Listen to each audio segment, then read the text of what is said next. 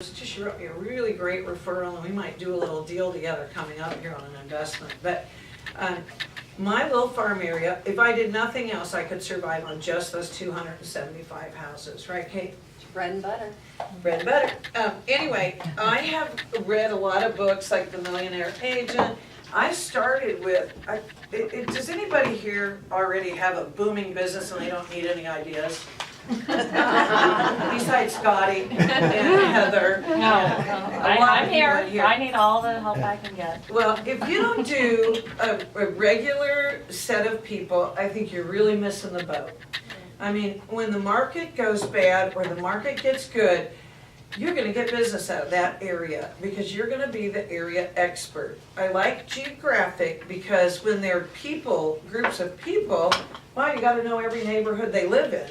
But if it's a geographic area, you just have to be committed to that. You gotta have someplace, I think, you don't have to, but I would say somewhere that if you don't live there, it's something you drive through every day.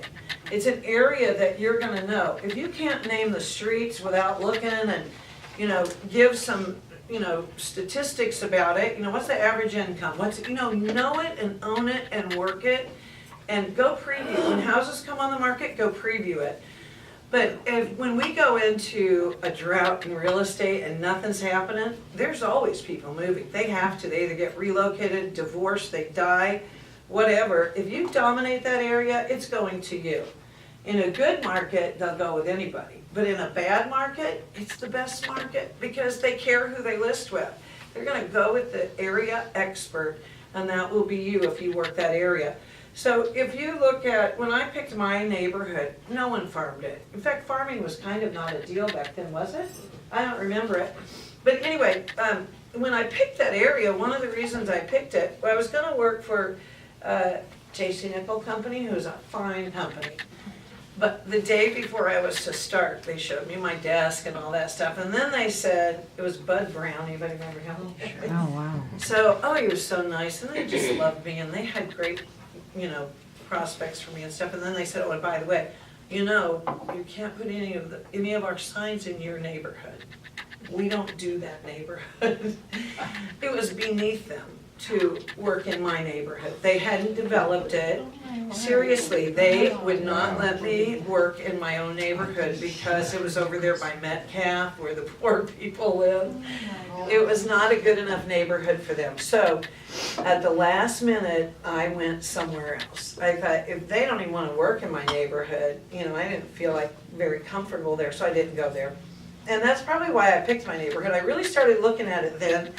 And I thought, there's no one sign that I see all the time. In fact, I don't hardly see any real estate signs. There was kind of no market there. I mean, it was kind of a dead spot. So anyway, I looked and I thought, well, I don't have any real competition. There's about a 5% turnover or less. Maybe that number's wrong, I can't remember. But I thought, well, if I get every listing, I could earn a living on this. So that's when I started writing the envelopes and pursuing the business. And within a year, I was a household name, I would say.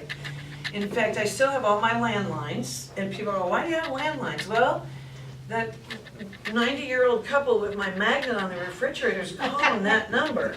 They're calling my old landline number, so I still have it. I'm not going to get rid of it until I retire. Maybe not even then. But anyway, so within 1 year, or maybe even 6 months, I would say I had a good handle on that market because no one was going after it, which is different today. Today everybody's got their computer and they can go after every neighborhood. But you know what? They don't get the deals. I mean, my guys that flip, they do 60,000 mailers a week, and in a month they might get 5. Well, I do 275, and in a month I'll get at least 1. So, if you do a small area and you don't do the numbers game, pick an area and own it. And as you go, you can rely on that as your base. So you pick a good neighborhood that you go through, that that you feel like you could really like doing it. But that's how I ended up in my neighborhood, was because it was rejected by the company I was going to go with. But, and you know what? The business has really picked up. I kind of feel like I brought attention to the market there. I have one guy, when he passed away, he called me and I went over, and he still had the original brochures Did he call that before were or after? He called me before he passed away. Yeah, you're very powerful, so I was wondering.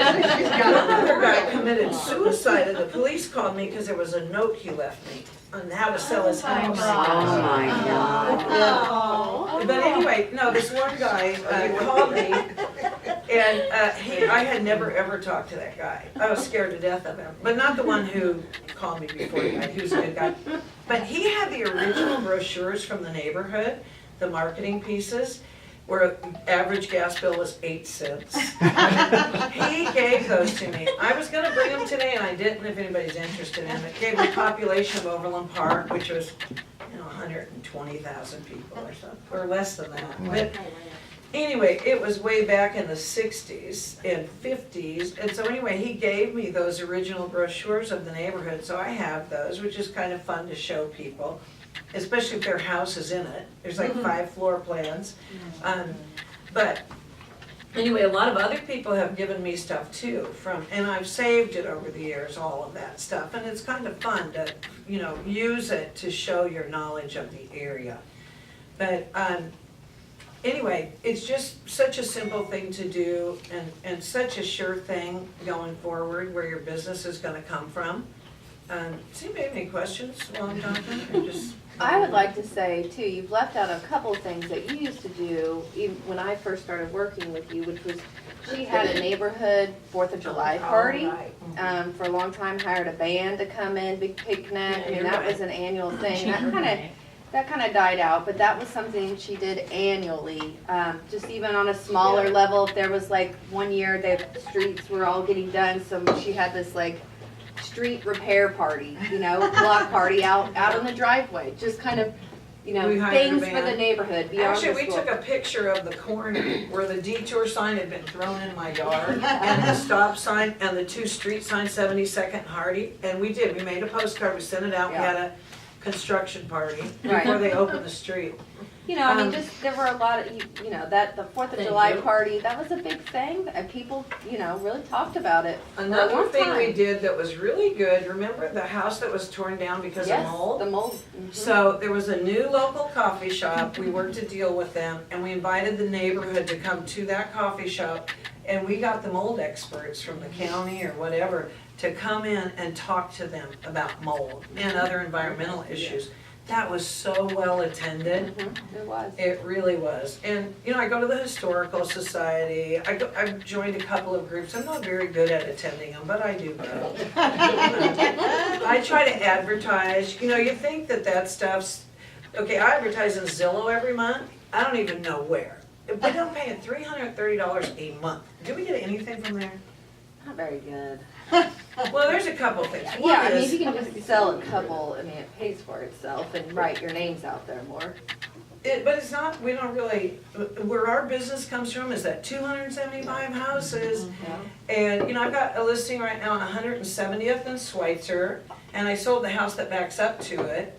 The house that backs up to it was 900, and that kid, I met him when he was about 3 years old, and he lived in my neighborhood, and I've sold him every house he's ever bought. Now he's up to 900. So the people behind them, I also met them through someone I knew in my area. Actually, that's not true, I met him through my financial planner. But anyway, most of the people I can trace back to my farm area, and that's where they came from. And those are the most important customers to me because they go back and talk, and you want good. But we've done a lot of parties. We do a Valentine's Day party now, and it's past customers. But remember, most of our past customers are our farm area customers. So Kate's getting more involved in listings for me. So, and I'm doing more investment as we go forward. But I wanted to say the flyers. Who's our gal, Rena? Rena? Is it Rena? There she is. She does great stuff. If you were gonna farm, I'd just have her send a postcard constantly with your mugshot on it and your information, and maybe you have something you can tell them, whether it's about mold or it's about an upcoming event in your neighborhood, or just, pick an area, start sending them, have her do it routinely. you gotta get everything on autopilot and just sit back and reap the rewards. It's great. I was saving, I was a social worker before I got into real estate, and my old boss is the one who got me into real estate. I always had these great women mentors, just fabulous women that always really pushed me, you know, men too, but mostly my women bosses were, Shirley was so great to me. She got me in real estate, so she said, what did you always want to do? And, you know, I admired her so much. I didn't want to say, I don't know. I was 27, didn't know what I wanted to do. And she kept pushing me and I was going, oh, I don't want to say. And I'm going, oh shoot, what am I going to say? What do I want to do? And finally, just out of nowhere, I said, well, I always wanted to be like my Aunt Mary and be a real estate agent. Did I just say that? I never in my life ever thought about that. And the next day I came to work and she said, you're starting real estate school next week. I signed you up. That's how I got into real estate. Wow. And I sold my first house before I got out of school. She bought a house from me. She gave raises to 2 people so they buy houses from me. I mean, people were just so fantastic to me. And an uncle who was always pushing me, how many rental properties do you own now? And just push. Finally, I called him, Uncle Arnold, I bought a house in my farm area, because he said, buy it in your area, make it gorgeous, so people go, not only is she a real estate agent, she improves our neighborhood, you know. But I called him and I told him about it, he goes, good, where's your second one? Anyway, he was great for me, but anyway, I kept living on my social worker income, so any extra money I made, which came pretty quick in real estate, I would put it in the bank or invest it and save it. Now I spend more than that now, but I thought something really extravagant. I came up with some dollar amount I thought I had to have in retirement, so I had to save all that money.